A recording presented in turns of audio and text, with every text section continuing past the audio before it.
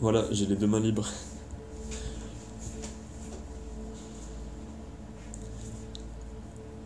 L'eau, c'est important parce qu'en fait, du coup, si là, la graine sèche, elle n'avait pas rencontré l'eau, et ben, elle serait restée morte, en fait, si tu veux. Sans eau, il se passe rien. Alors, bon, bah, tu te dis, oui, mais bon, je le sais, pour les humains, c'est la même chose.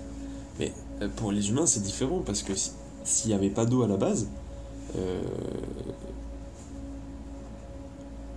enfin, si par exemple tu prends un spermatozoïde et une ovule, que tu les sortes de leur, de l'endroit où ils sont, et tu les mets dans une cabane en bois, au soleil, mais le soleil il touche pas dessus, que c'est comme ça qu'on fait sécher les trucs. Euh, et ben l'ovule et le spermatozoïde ils meurent, alors que la graine elle vit. Voilà.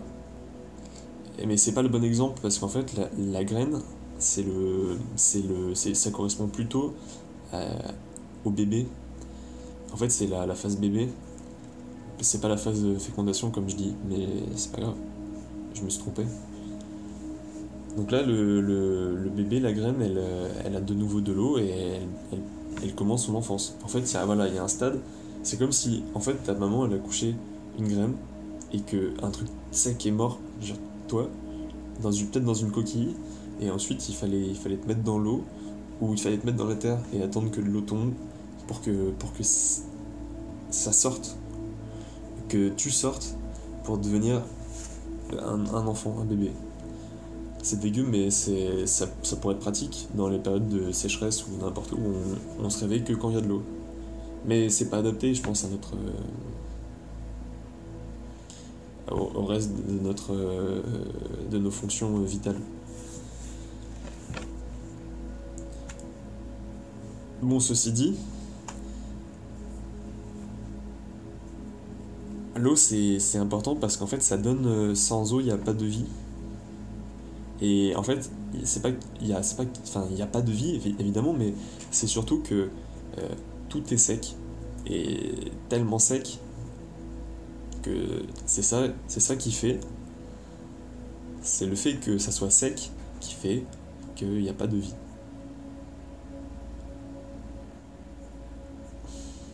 Ah, faut le savoir.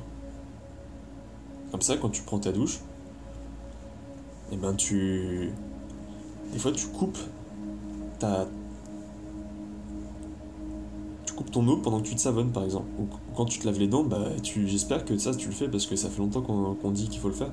Mais que quand tu te laves les dents, tu fermes bien le robinet une fois que t'as fini de te brosser les dents. Enfin que t'es en train de te brosser les dents. Et c'est pareil, en fait, il y a plein de choses que tu pourrais faire. Enfin, tu pourrais arrêter de consommer de l'eau. Et après, si t'es un. Parce que là, ça, c'est le niveau apprenti, si tu veux. En fait, dans l'écologie pratique, je veux dire, hein, pas l'écologie, la matière scientifique, mais l'idée de prendre soin de son environnement et tout. Enfin, tu vois ce qu'on dit, on appelle ça des écolos. Bon, bah, en fait, c'est simple. Il y a plusieurs niveaux. Il y a le niveau. Il y a le niveau ignorant. Donc là, tu sais même pas qu'il y a des problèmes d'écologie et tout. Ça n'existe pas. Le deuxième niveau, c'est que tu sais mais tu fais rien. T'en es conscient mais tu n'agis pas. Mais pas forcément par méchanceté, hein, juste parce que tu sais pas comment faire ou parce que on te l'a amené d'une telle manière que t'as l'impression que ça va te faire. Ça va tellement changer. Le changement est trop brutal pour ne pas entraîner de souffrance. Bah, ça c'est le deuxième niveau. C'est le niveau. euh, je sais mais je fais pas. Mais je fais rien. Pour. Parce que je sais pas comment faire. Après, il y a le troisième niveau où là, tu commences à t'intéresser, à chercher comment on fait. Parce qu'en fait, soit c'est comme. Bah, ça, c'est toute la connaissance, c'est pareil. Soit tu vas la chercher, soit t'attends qu'on te nourrisse. Mais si t'attends qu'on te nourrisse, il faut être sûr qu'il y a quelqu'un qui te nourrisse. Et là, l'écologie, il y a personne. Enfin, il y a les gens qui ont l'argent pour faire beaucoup de communication, ils n'ont pas d'intérêt à ce que tu saches ça. Donc, tu sais pas. Tu fais pas gaffe. Donc ça, le troisième niveau, c'est le moment où tu commences à t'intéresser à la chose, à aller chercher de l'information au sujet, plus pour savoir comment agir. Parce que au début, tu sais, mais tu n'agis pas parce que tu sais pas comment faire. Et là, tu passes de l'observation, si tu veux, au design, en fait. Tu vas chercher à trouver des méthodes qui te permettent de changer, de fixer un problème. Le quatrième niveau de l'écologiste, de l'écolo, c'est quand c'est quand en fait tu cherches à éliminer, t'as, t'as déjà fait beaucoup de progrès et tu cherches à éliminer les derniers problèmes qui te restent. En fait, déjà tu manges bio, tu manges local le plus que tu peux, tu utilises le pire truc polluant que tu utilises, bah, c'est des transports en commun. Sinon, tu fais ça à pied ou à vélo. Tu essaies de baisser un peu le thermostat de ton chauffage. Tu mets juste un gilet en plus. Euh, tu fais attention aux lumières. Même si pour certaines, tu es obligé de les avoir. Sinon, tu vois rien, par exemple. Il y a aussi... il y a aussi... Enfin, dès que tu prends conscience de quelque chose, en fait, t'as l'impression d'être bien, d'avoir un impact au moins neutre, si ce n'est positif, et tu cherches à vraiment à la soutenabilité. C'est ça, en fait. Tu cherches à être neutre. À être neutre tout en ayant un confort qui soit constant, en fait. C'est-à-dire que tu nécessites pas... Enfin, t'as pas besoin d'un achat pour être heureux. T'as pas besoin d'un intrant pour être heureux. C'est-à-dire que t'es heureux tout le temps. Bah, bon, ça c'est l'aspect plutôt mental, mais après, l'aspect physique, c'est que tu connais tes sources d'approvisionnement et t'en as plusieurs. Comme ça, si jamais il y en a une qui est pas là, bah tu as une alternative. Et surtout, tu t'assures que ça soit que tu puisses, enfin, si tu veux que en faisant ça, tu dépenses pas plus d'argent que t'en gagnes. Et là, mon objectif à moi, c'est de gagner le strict minimum pour financer mes projets qui sont assez humbles, je trouve, et tout en vivant et en entretenant mon espace de vie pour que ce soit pour qu'il pour qu'au moins il perde pas de valeur et qu'au mieux il en gagne et que ça me procure plus de bien-être. Et dire que je parlais de l'eau à la base. Donc ça c'est le quatrième niveau. Et le cinquième niveau de l'écologiste, bah, c'est la personne qui a pensé tout son environnement pour, euh, pour à la fois prendre, voilà, pour prendre soin de la terre et des hommes, enfin de tout l'environnement. Et cette personne, bah, elle a, en fait, il y a un risque quand tu progresses sur ces échelons, mais c'est comme pour tout en fait. C'est comme pour toute chose dans lesquelles tu peux apprendre beaucoup. Et t'as le mépris de ceux qui savent pas. Mais en fait, c'est peut-être que moi, mais c'est dur des fois de pas être énervé quand tu penses à tous les efforts que tu fais et tu vois ceux qui font rien. Mais en fait, bah, qu'est-ce qui compte? L'important c'est que tu fasses et que t'essaies au moins de montrer l'exemple en fait. Et si tu montres un exemple de quelqu'un qui est un peu rageux, bah, qui voudra te suivre?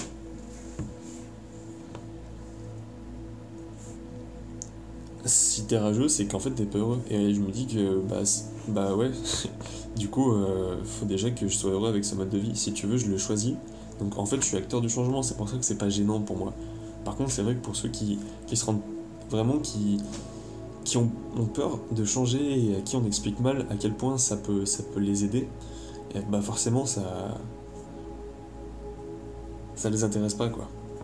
Ça leur fait peur, ils ont peur de souffrir, mais peut-être que c'est pareil pour toi en fait. Je dis eux, mais c'est toi, enfin c'est moi aussi. Moi aussi, là je me sens pas de. Enfin je sais pas, je suis pas non plus. Moi je suis degré 3, hein. Je regarde des trucs pour polluer moins, mais j'ai pas l'impression d'avoir un impact neutre. Mais je vais essayer, mais. Oh, putain, c'est dur. En fait, il y a trop de choses qui sont acquises et en fait euh, qui sont trop compliquées pour être résolues soi-même. C'est-à-dire que comment tu fais pour t'approvisionner en eau? Est-ce que tu saurais gérer tout le cycle d'approvisionnement en eau? Après c'est pas gênant. C'est pas gênant de pas savoir, mais par contre, ce qui est gênant, c'est d'avoir qu'une seule alternative en fait. Ce qui est gênant, c'est que si jamais ce réseau, qui est très compliqué, il vient à se dégrader plus vite que la main-d'œuvre disponible, le savoir-faire disponible permet de l'entretenir, et ben, genre par exemple, il y a un éboulement. Enfin, je veux dire, il y a besoin de trop de main-d'œuvre, qui ça coupe la source ou je sais pas quoi, mais et là t'as plus d'eau. Et comment tu fais? Et tu te dis, c'est pas grave, j'achète des bouteilles d'eau dans les supermarchés. Bah ça c'est pas soutenable en fait, parce que c'est rendu possible à cause du pétrole, mais si t'avais pas de pétrole, ce qui arrivera un jour, si tu veux arrêter d'avoir des poumons crades, et que tu reconnais qu'en fait t'as pas besoin d'autre chose que ce qui est dans ton environnement local, si celui-ci il est sain. Parce qu'en fait c'est ça le problème, hein, c'est que si tu peux pas boire l'eau de la rivière, ou... Enfin je dis pas que dans la vraie nature tu peux boire l'eau de la rivière, mais tu peux la filtrer, tu peux la faire décanter, et ensuite tu peux la boire. Sauf que là, il y a tellement de trucs. Il y a une rivière là, près de chez moi, mais elle est dégueulasse. Enfin, genre, je me baignerai pas dedans. Bon, et bah si tu peux pas faire ça, ça te pousse à utiliser des moyens pas naturels, et donc du coup, avec un impact plus fort en fait sur ton environnement. Le fait qu'on ait construit une autoroute pour faire passer des poids lourds, et ensuite que ces poids lourds, euh, on les fasse passer une fois par semaine, donc avec leur gaz d'échappement à côté de chez toi, ben ça impacte vraiment fort ton environnement. Alors que tu aurais pris soin euh, de l'eau qui est juste à côté de toi, euh,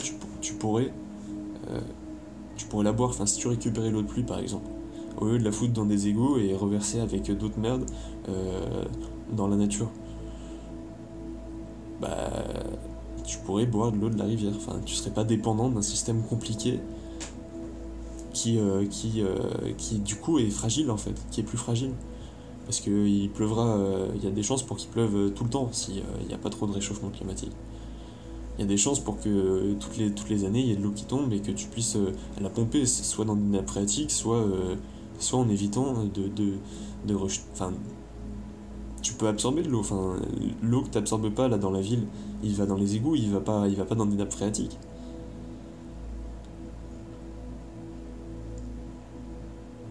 Du coup, je sais pas comment faire pour faire ça, hein, parce que tu vois, là je cherche des solutions. En fait, non, je suis même pas niveau 3, je suis niveau 2-3. Je sais, mais j'ai du mal à faire certaines choses. Mais là, en fait, ce qui me manquait, si j'avais la flemme de changer, c'est parce que j'avais pas assez de temps. Et en fait, en me disant que je dépense le moins possible, bah, j'ai l'impression de me créer vachement de temps. Et c'est pas mal pour ça d'avoir été étudiant. En fait, étudiant, c'est un peu l'école de la pauvreté choisie. Voilà, hein, euh, je dis pas avoir vécu la vraie pauvreté euh, subie, hein. D'un côté, elle est choisie, celle que t'as quand t'es étudiant, hein. Tu sais à quoi tu t'engages, c'est rigolo, tout le monde est comme toi autour de toi et trouve ça sympa, donc c'est pas une souffrance en fait. Mais pourquoi ça devrait changer? C'est ça la question.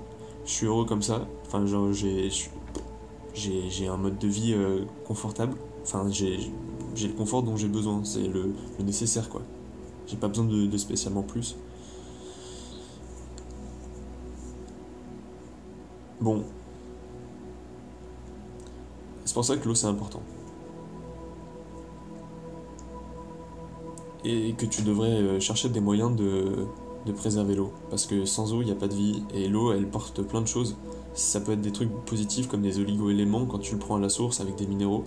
Ou ça peut être des déchets, des métaux lourds et tout. Et c'est pas naturel, ça te fait du mal à ton organisme et à l'environnement dans lequel tu vis. Donc il faut que tu fasses attention à l'eau. Et que tu l'économises et que tu essaies de pas la polluer plus que comme tu l'as reçu. Purifie l'eau.